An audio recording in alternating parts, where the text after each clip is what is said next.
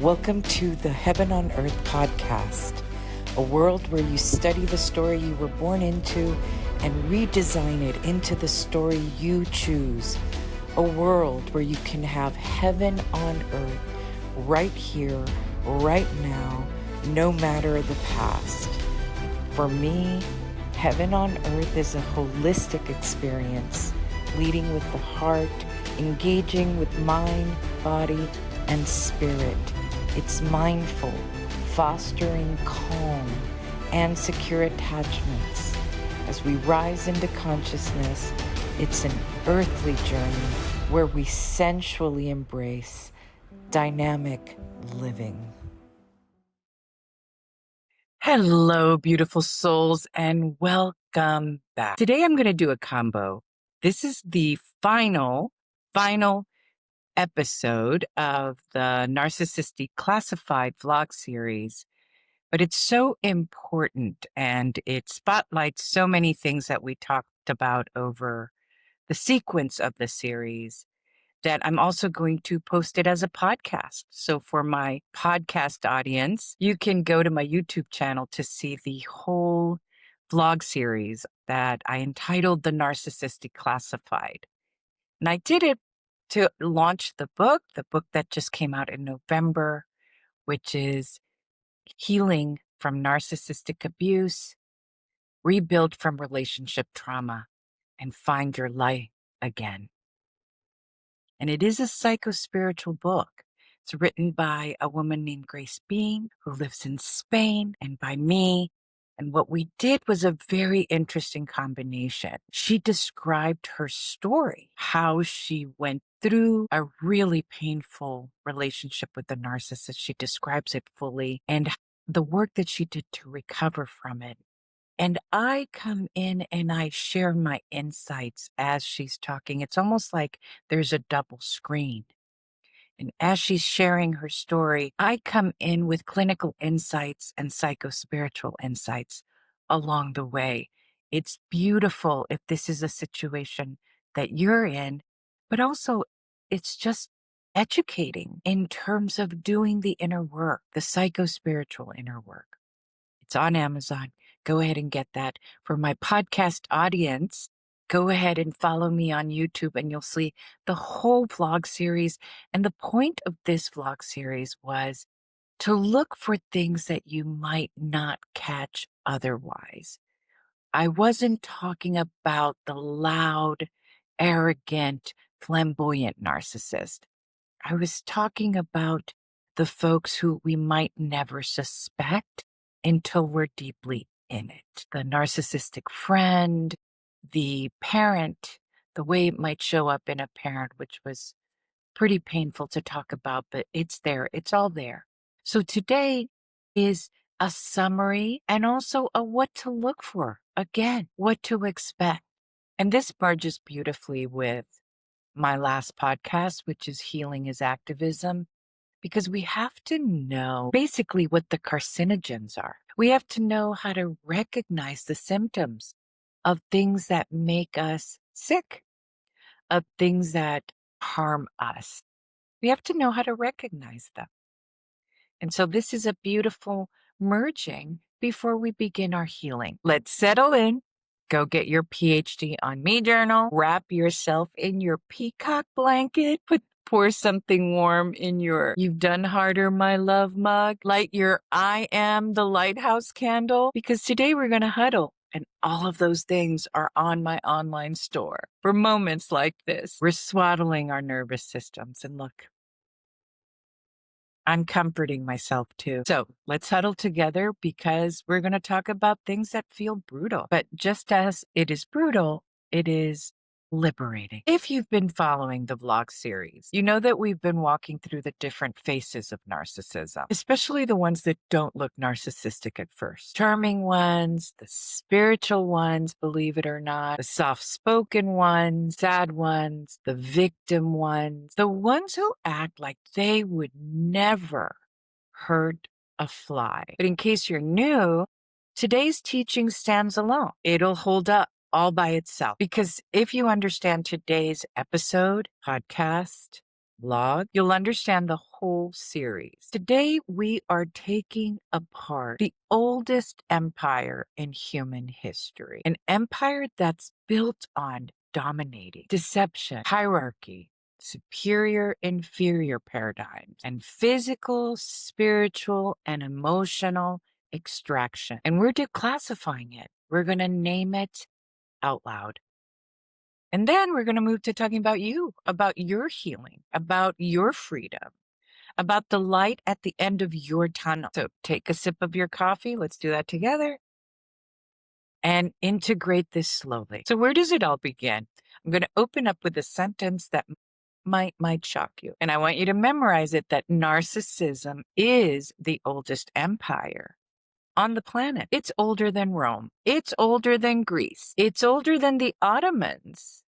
It's older than Genghis Khan. It's older than the feudal systems. It is the exact human blueprint for domination. This is it. And it's replicated. It's replicated in families, religions, institutions, governments, political parties, and yes, when it comes all the way down from the all to the small in our relationships. That's why we're talking about it. This is why it has been the empire and the blueprint that teaches people that they are allowed to win at all costs. And you are the cost. You. So the individual narcissist isn't a glitch in the programming, in the system. They're actually a microcosm of something much larger, a larger machine. But let's bring the camera a little closer. Let's bring the all to the small right, because we're going to try and talk about the person that if you're doing this work,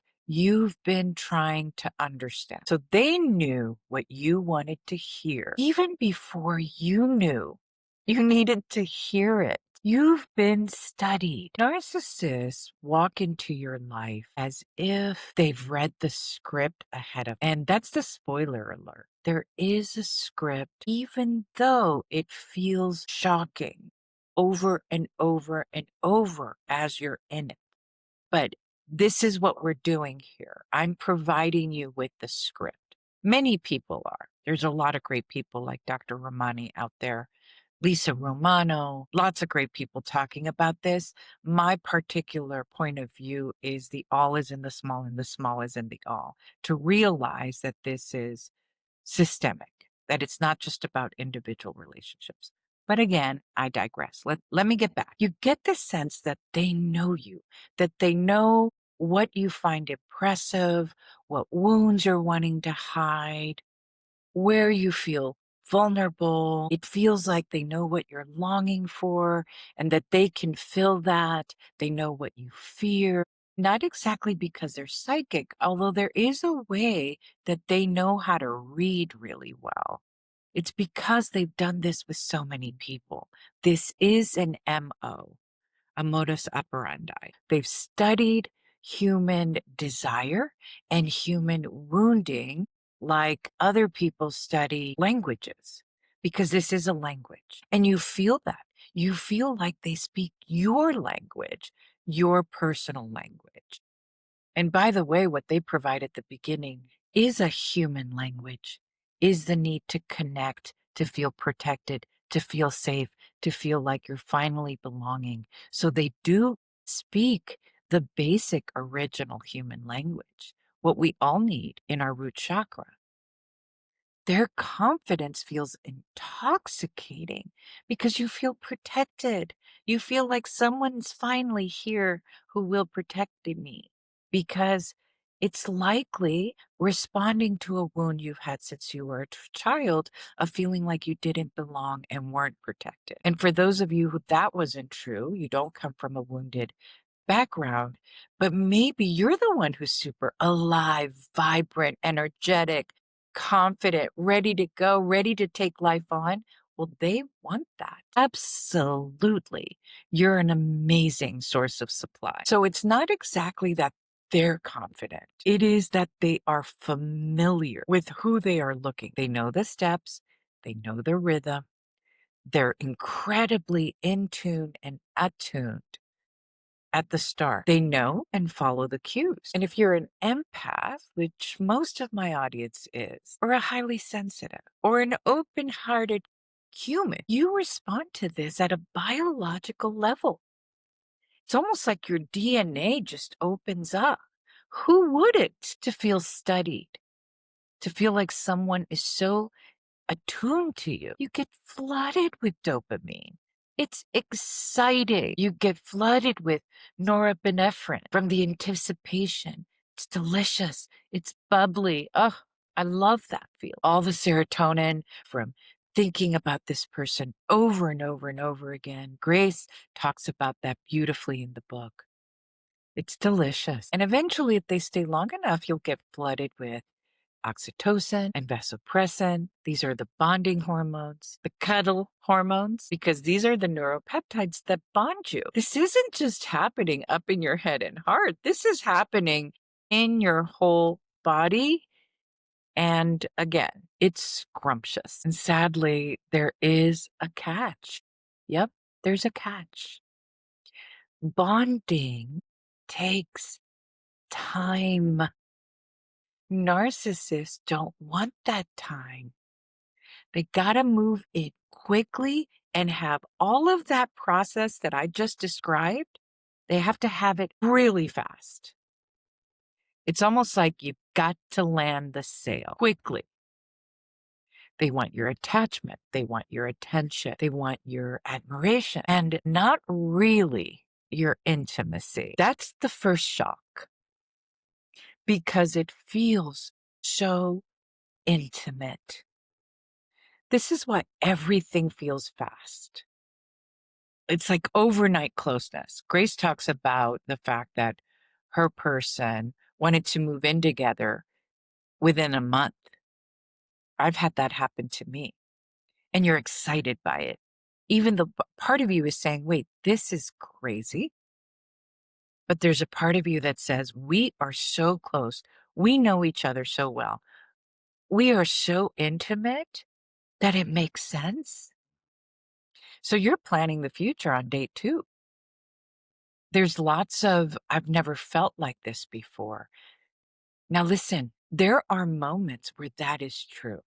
You might be married to the most beautiful person on planet Earth right now, where you know that's true, where it's true intimacy. So I'm not saying that this doesn't exist. It does. But in the case of the narcissist, it's not love and it's not intimacy. It's not true bonding. It's strategy. Basically, they know how to mimic the healthy forms of love.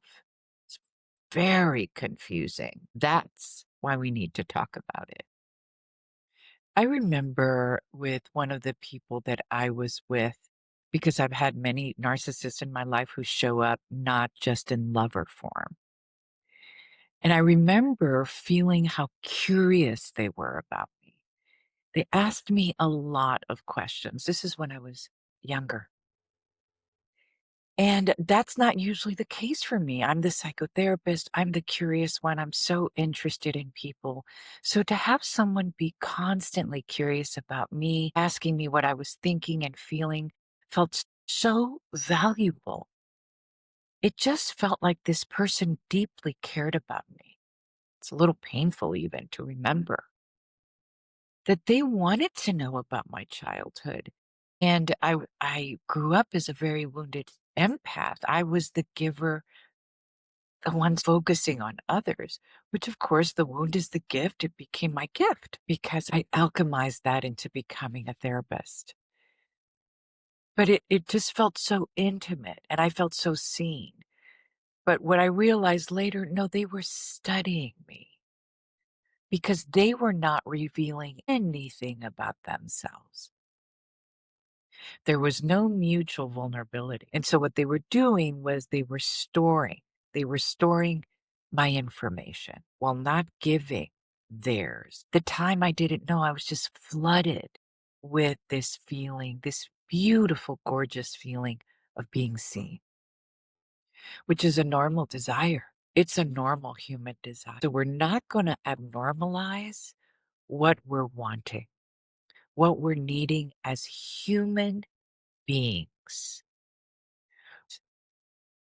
We're going to declassify the way that that's done when it's done sadistically and strategic. I'm always going to be making that distinction. So here's what's shocking about their attraction. Lots of shocks along the way until you know the script. Even then, you're still shocked that they continue. Most people, a lot of people fall in love slowly. They take their time, they stroll, and they make sure they feel safe for real reasons.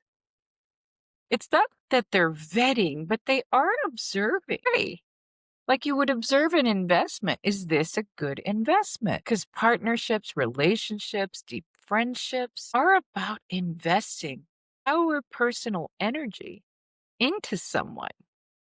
Narcissists act like they're falling in love, but what they're really attracted to is to your vulnerability, your generosity, your sensitivity, your willingness. Remember that blog where I talked about how willingness is not just the gold of humanity, it's the diamonds of humanity. When we are willing, they catch that, they see that. This person is willing. They're not falling in love with you. You are this beautiful, robust source of supply. You're the pipeline. They see a future with you because they see a future with all those resources, those beautiful human resources that you will supply. Now, even right now, I can't help but think of the all, because there are narcissistic systems, there are cults, and I'll get to this, but I can't help myself, who see other people, including children, other entire groups, entire group of ethnicities, as this robust source of physical, spiritual, and emotional supply. Again, I digress, but I just want you to know that I'm always thinking like that. And because their own relationship to authenticity is fractured, remember, they are scanning the environment, looking for good sources of supply, zzz, zzz, like that. So there's always a mask. And because there's a feeling like their authentic self feels non-existent, it feels empty. So they have to exaggerate to make themselves attractive.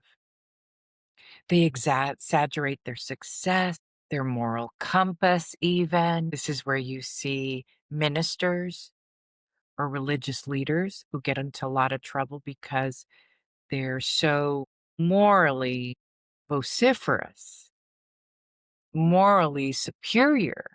They exaggerate their money, they exaggerate their sanctity when all this stuff is going on behind the scenes. Remember, with the narcissist, it's so busy behind the scenes, so busy. Strategies, ploys, secrets, shame. They'll exaggerate their trauma stories, their accomplishments. They'll exaggerate all the people who desire them. They'll make you know that they are desired. Basically, that's one of the moves. I am desired here. What are you going to do about it? Are you willing to give? That's basically how Europe was formed, how most empires are formed, right? France is willing to ally with me. What do you think? What's your offer? So all of it becomes currency to seduce. It's ancient. It's a mating strategy. It is a power strategy. In the case of men, they exaggerate power. In the case of narcissistic women, they exaggerate vulnerability, or vice versa. Vice versa. Both exaggerate anything to get their supply. Punto y aparte. Period. Next paragraph. Now, this has been socially normalized for centuries. This is why these cracks, this exposure, these documentaries, the Epstein files, this is why it means so much that there's an active discussion, even for those of you who think, oh, this is boring, this is trendy, I'm done talking about the narcissist. No, what the cracks are doing is exposing a way that humanity has been to enslave other humans, including children. This is why this is so important to talk about if we're going to talk about healing and evolving. In the land of the narcissist, empathy does not exist. And this is a part that really we struggle with.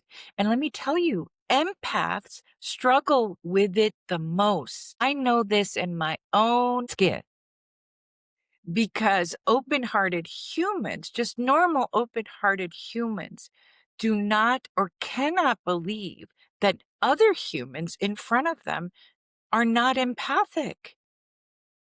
Narcissists do not feel remorse. They feel sad when they get caught. They struggle when they realize they've lost their supply, but there's no remorse, which is one of the things you have to look for.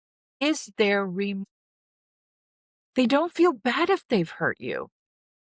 That's shocking. They're not really thinking about how their behavior affects you after the love bombing stage, after they've gotten what they've wanted.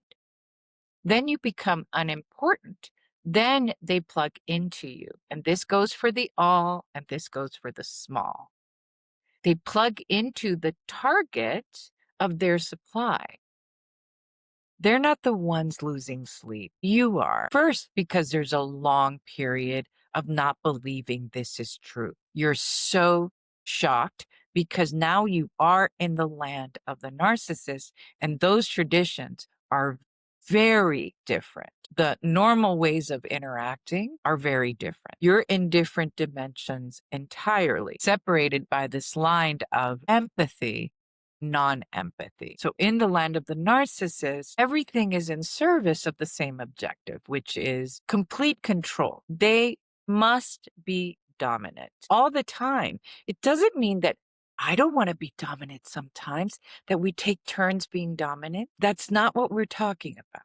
We're not talking normal ranges here. They must not only feel dominant, they have to feel superior to everyone that surrounds them. They have to maintain control in order to maintain their supply. And this is the thing, at any cost. And that cost is you. So start to, with your little blanket around you and your coffee mug, start to think, wow, just travel down memory lane a little bit around maybe the corporations you've worked for, maybe some friendships you've had, where these were the distinguishing markers, because all of us have bumped into this. And when you confront them with the betrayal, with the infidelity, the emotional cruelty, they enter a very, very predictable psychological dance that actually has a word. DARVO. Okay, so take notes. I want you to take notes through this. What is DARVO? Deny. Deny. Even if you're showing them receipts of that hotel room where you went away with someone else. Deny. They'll first deny it. Then they attack you. They turn it around like a beautiful karate move. Not even sure if karate does that, but in any case, you know what I mean. You turn it around. Because then they do the reverse, victim and offender. So they attack you. They say, this is why I'm so tired of you. You're always nagging me. You're always on top of me. And I'm the one who's hurt by this. I'm the one who's suffocated, right? They're the victim and you're the offender. You're the offender. We see this politically. Uh-oh, back to the all. It's you. It's you. It's you, populace. It's you, women, who make us the predators, right? It's DARVO. Deny, attack, reverse, and victim offender. So all of a sudden, you come out of the conversation feeling confused, ashamed, And you're wondering if you're the crazy one. This is what the word is, gaslighting. You feel gaslit. But let me tell you something. If you are an empath, if you're a highly sensitive, there's an extra little nuance because empaths will usually almost all the time try and see someone else's point of view. We're so empathic that we will be like, oh, maybe it was me. You will take responsibility for your part. And that is good relational behavior. That is good repair. You will try and stay accountable. So if you're accused that you've hurt someone, which is the case of DARVO, you will consider it. Maybe it's me. But with the narcissist, the same rules of a healthy relational dynamic is not true with the narcissist because they will ride you the whole way home and say, yes, it is you. And they don't take accountability for their part. So you're not the crazy one, but you will be made to feel so confused. I call it the narcissistic haze. At that point, you're walking into the narcissistic haze where you cannot find what's true. But you're not crazy. You're responding with normal, open-hearted human responses. So are children. So are entire groups of people when they've welcomed in other narcissistic systems. But you're not acting abnormally for humanity. What's happened is you've just entered inside the narcissistic empire. So write down DARVO, write down slow, even if the person feels right. Take your time before you jump right in because you might be jumping in through your wounds. I keep teaching empaths that we have to elongate the first part of any relational dynamic. We've got to read the fine print. And empaths don't usually do that because we trust immediately. So elongate the courtship, elongate that first part of meeting a friend, just so you can get quiet and really listen to your intuition. In your PhD on Me book, say, oh, I noticed this, I noticed this, I noticed this, the pink flags, and then give it some time to see if it will play out. Because know that the damage doesn't show up in them first. It shows up in you. This is a part that survivors don't even know, and they don't talk about it because they don't know. And I always say it's not the narcissist who dies, whether it's psychically, psychologically, physically even. It's the people around them who begin to die off, definitely, energetically and psychically. They begin to zombie out. If folks stay with the narcissist, they have to, as a coping and defense mechanism, they have to zombie out. So partners might get quiet. They might even start looking down, avoiding every single piece of conflict. Submission is the goal. I just watched a documentary last night called Shiny Happy People. And, one of the major tactics is to make women super quiet and children absolutely obedient. And obedient through lots of physical spanking, hitting, using rods, making women completely obedient. So that's part of the dying out. Children become blank-eyed. You can see it. That magical glitter, that glee that children have starts to flatten. Friends, family, children become anxious, always anxious. What is this person going to say? What is this person going to do? What is going to trip up this person in the restaurant? Even if it doesn't happen then, what is it going to happen when we get home? All of that hyper vigilance, that fear. You don't want to set them off. So people begin to disappear from themselves slowly and subtly. Mothers begin to disappear and don't protect the children, and they might be watching abuse, all sorts of abuse. That happens in congregations, it happens in political systems where others saw what was happening but felt too afraid because they were silenced. And secrets are the name of the game. You see why I call it zombie now? It is a psychic and emotional death spiral. You start to die. You forget who you are. Grace has some really good descriptions in the book of literally forgetting who she was. There's a very powerful moment in the book where once she had left the narcissist, where she was in front of the TV and she put on Netflix, she said she just sat there. She couldn't figure out what she liked to watch. She couldn't figure it out. So your identity is eroded completely, but that's the point. There's a dimming of the spirit, that glee, that thing in the eye. I always think of that. And I notice it. I can see it. When I suspect, I actually look at the part or the children, because that's really who's going to tell me what's going on at home while the narcissist is being extremely charming, while the religious leader is being extremely charming, while the president of the corporation, whoever is doing the love bombing, because in public, they have to charm and seduce. There's a whole mirage. And little by little, which is what happens with trauma, possibility, which I feel is the magic of life, right? When we feel that things are possible, oof, it's magic.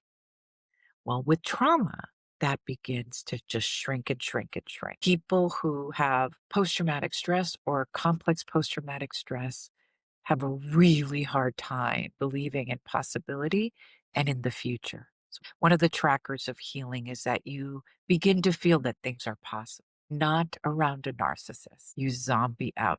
I didn't really watch the series The Walking Dead, but I have thought about it like that. It's the people who are under narcissistic systems or in a narcissistic home. It is like The Walking Dead.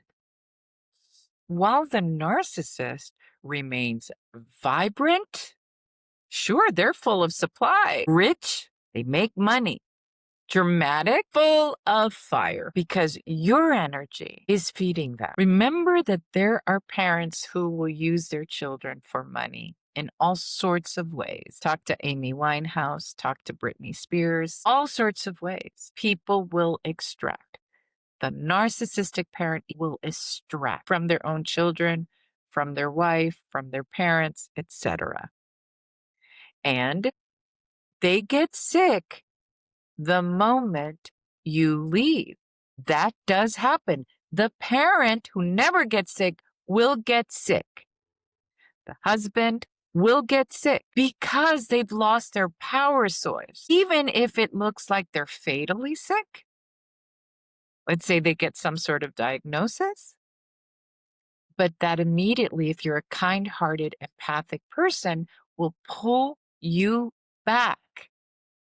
And once you come back, even for a moment, they perk up again. I've seen this happen so many times, especially to adult children who finally free themselves. The parent will get very, very sick. And that makes sense because of what I just described. And if you're kind-hearted, if you're empathic, you want to go back and help. It's your parent after all. There's a lot of healing to do around narcissistic parents. And then they perk up again. Then they're fine because you're back. Basically, the empire has been restored. Okay, let's talk about what to expect, especially when you're ready to leave, when you're ready to cut the cord, when you're ready to moonwalk out. Let's talk about what to expect. Because when you leave a narcissist, remember, you're taking away what supplies them for life. You're not just ending a relationship, which is super painful in the first place. You're taking yourself out, even you, out of this entire energetic psychic ecosystems.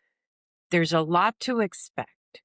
So let's list it out. Let's list it out so that you know what's happening. Expect gossip, because what they're going to try and do is all of the tactics.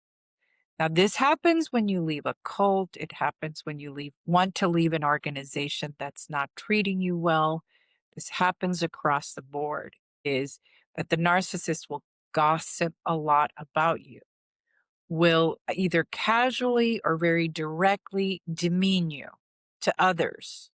They need allies. Expect lies about you. I know this is hard. It's really hard to talk about, but let's know it so you know what's coming. And it's not to prevent you from leaving. It's from saying, okay, I know this is going to happen. This is how I'm going to take care of myself. That comes later. Hold on. So smear campaigns, gossip, lying. Expect the I've changed, the coming back. The coming back really strong and hard with lots of love bombing. You're going to hear everything you've always wanted to hear. This certainly happens in the domestic abuse cycle. And in the moment, it's feeling genuine because they are vulnerable. They've just lost their supply. So it's going to be very hard to not go back with the I've changed. I'm going to be better. I need you. I miss you. Expect triangulation, like, oh, I'm going to go over here now. Oh, you don't want me? I'm going to make you jealous. These are direct attempts to make you jealous. I'm going to go on vacation with someone else. I'm going to look at all the pictures I'm posting on social media about how happy I am with someone else. Expect triangulation. Parents do this with the other children. There are favorites and they move them around. Expect a lot of desperation, and that can be disguised as romance. Again, that can be disguised as sicknesses, as illnesses, because there is a desperate ploy to pull you back. There are vows of transformation. They might say that they really see you. Now they know who you really are. They're so sorry. Expect punishment for leaving. Silent treatments, smear campaigns with very classic narcissists. There is a threat of post-divorce or post-separation abuse. So you need to know all of this so you know how to protect yourself and self-care and care for yourself. Expect, heartbreakingly, that there will be people that will side with them that you love. You might be surprised that some folks you fully trusted and fully loved, maybe members of your family, maybe friends, will side with them, will actually believe the smear campaign. It's painful. This process is painful. And it's not because these friends are bad people. It's because narcissists are really masterful. They're the expert at fracturing truth.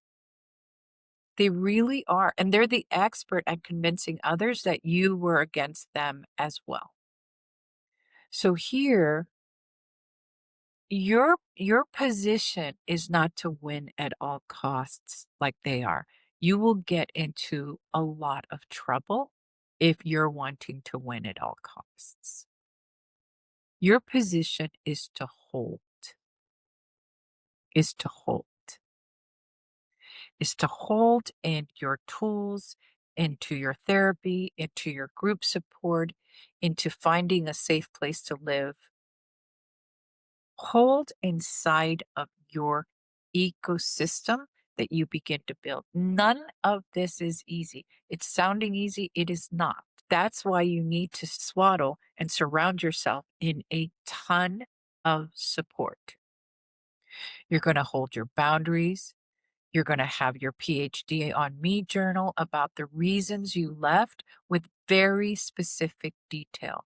In the book, we talk about this a lot. Remember the times that you felt humiliated, abandoned over and over and over again. On this one, you have to remember because the love bombing back will be so intense.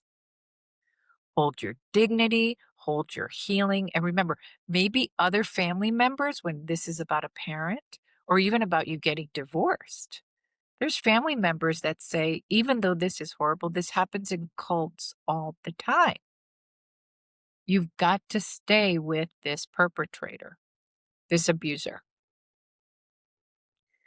Now, today we have enough information and enough places to go. You can't negotiate with someone who doesn't have empathy. And there's no reasoning. Remember, they've created a disorder that protects them. This is an ecosystem that protects them, whether it's your family, a cult, a religious tradition, a government, a political party. It will protect them. So the way to win is maybe for your children. And in those cases, you want to get a lawyer. You want to get protectors for yourself that know how to manage this type of situation. Do not do this by yourself ever. Find podcasts like this, Dr. Ramani, Lisa Romano. There's a million people who are talking about this and how to get help. So let's talk about the healing arc. The healing arc is all this journey to come back to yourself and to come back to yourself at a higher level, because now you'll know more. You'll be more informed. And I'm so sorry that it has to be through pain. And as I always say, and I have a bumper sticker in my store that says history will not repeat itself.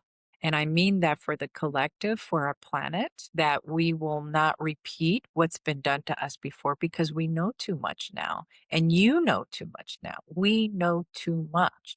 And there's a ton of resources for history to not repeat itself. So these folks do not choose us, do not choose you because you're vulnerable and weak. They choose you because you're strong. They choose you because they want what you have. Now, whether that is from a government to an entire group of people, they want your labor. They want that you're the underdog because you'll work harder, you'll give more. Same thing. And in the book, at the Empath Leader, I talk about this, about the empath and the narcissist, right? That we come with a whole treasure of gifts, of hardworkingness, of going all in, of staying loyal, et cetera, et cetera. The book is there. You'll see what I mean. They want you because of what you bring, and they want what you have. Your commitment, your devotion, your loyalty, your willingness to see their point of view, your sensitivity, your empathy. They want what you have. And so it's you now who has to notice that you come with that package. You can love. You're the lover. Who doesn't want love? You have empathy. You have intuition. You have softness. You have kindness. You have generosity. You have magic. Who doesn't want that on their team? Who doesn't want that in their family? Who? Of course, they want what you bring. You are the premium supply. You. And when you realize this, really, really realize this, like in full deposit, your self-esteem begins to heal and your self-worth goes up. Which means no one gets you for free anymore. No one gets you for less anymore. No more breadcrumbing. No more leftovers. Your frequency rises. You're not responding out of fear anymore because of domination. And little by little, the light at the end of the tunnel is that you become more and more impossible to access. Because you know the script. Now, this might mean that you hit your head a few times. Hopefully not. Because when we go back, there's even more control. Because now they know that you're willing to go back and they'll dominate more and that you're willing to leave. So hopefully not. Hopefully you'll listen to this podcast and get support immediately. Your self-esteem and your sense of self-worth becomes this bubble around you that will protect you. And in the book, The Empath Leader, I call it your C-suite. I playfully call it that, but it's real. Your caring, your compassion, your competence, your confidence, your celebration, choice. This becomes your empire. This becomes your ecosystem. And people are welcome as long as they know your own personal preferences, guidelines, and boundaries. And this, my loves, becomes the turning point. So now, finally, I can go to the all is in the small and the small is in the all.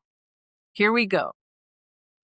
Every tactic, every behavior, every humiliation exists globally. This is historic, is pervasive in humanity, and it is what runs the planet.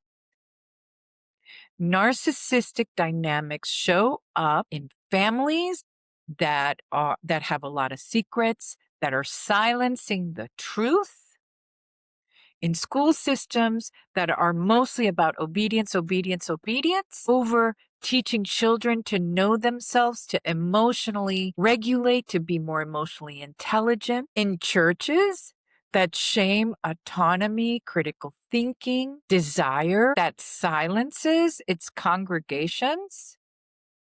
It's governments that are meant to be built on fear.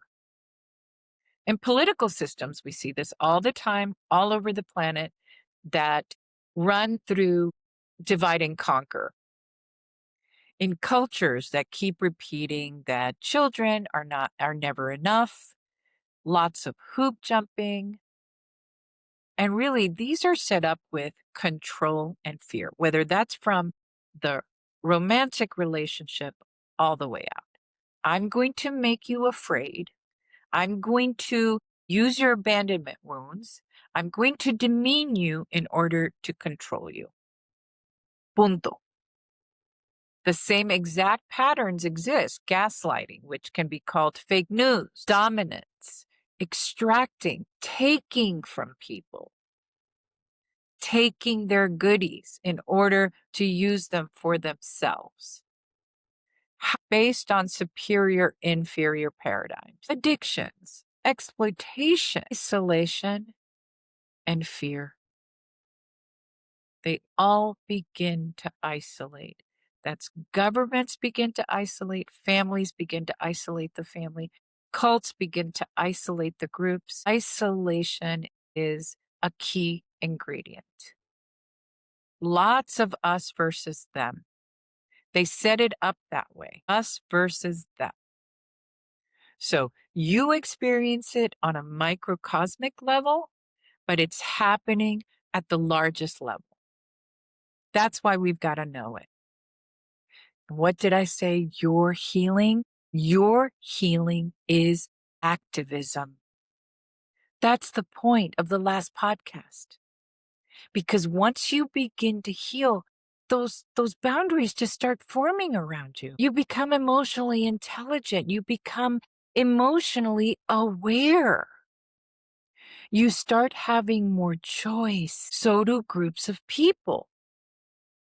Your healing is a refusal to perpetuate that pattern, because our trauma, our fear, our low self-worth colludes with narcissistic tactics. And we can't stay silent about it, not even in our beautiful families or not so beautiful families. We've got to speak out. Because the more there's people, this is what's happened. This is what's happening when documentaries are coming out, is that people are saying to each other, wait a minute, did this happen to you? And so the more the people are who are saying this, the stronger the rebuttal is, the less likely there is for repetition, because you're dealing with an aware individual and an aware collective. When you walk away because of your healing from a narcissist, you are walking away from a very powerful and ancient human algorithm. That's why the book, the subtitle is Transforming Humanity's Algorithm. That's my jam. That's this podcast. That's everything from my psychotherapy, my psychotherapy everyday practice, all the way to my channel. You are part of the building blocks of a new algorithm for a new humanity. Punto. Y aparte. So, my soul tribe, so my loves, you've made it this far. Let's take a breath. We are here. We're here together. You are here because this is ringing a bell on some level. Even if you've never experienced narcissism, you have seen it. And if you're looking for a purpose, healing is your mission, healing is your purpose. As we begin, how about this? As we close out 2025 and we begin 2026. And I've been beating this drum since 2020. I started this podcast in 2023, and this is the drum that I beat. So pick up the books, The Empath Leader, Transforming Humanity's Algorithm. Pick up the November book, Healing from Narcissistic Abuse. Find your light again. Keep an eye out for the dynamic meditation method. I'm going to be teaching it again in 2026. The Empath Leader training is coming up. All of this is here. And lastly, the online store. That's a little more fun and playful, to be honest, but it has bumper stickers, sweatshirts that keep reminding you. Remember, I said instead of putting stickies all over the place, you're going to have visual reminders with your mug. Always, right? It's a form of cognitive behavioral therapy because you're going to get reminded. It's a form of affirmations. It's a form of making the deposit into this new way of being. The store is called Train the Whole Human Mind, Body, Spirit, Heart. Let's do this through what we see, what we taste, what we feel, what we wear.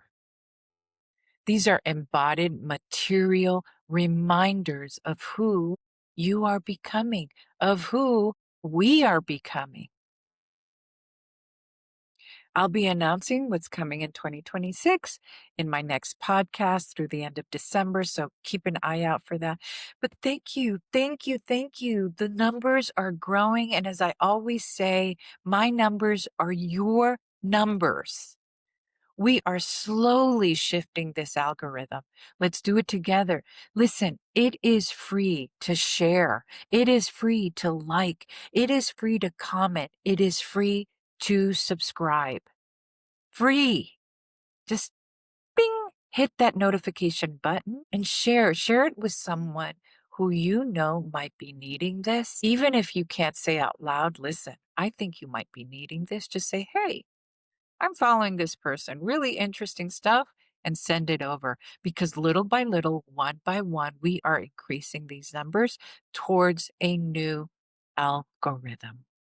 Gracias, merci, thank you. Thank you for all of us. Remember, when you heal yourself, you heal the planet. I've got t-shirts, sweatshirts that say that. And when you walk away, when you moonwalk out, and that's a cloudism, the oldest empire on planet Earth begins to fall. The towers are falling. So much love to you. If you're doing this work, you're not alone. I'm proud of you. We're proud of you, our global community here. And remember, you've done harder, my love. I'll see you in the next episode.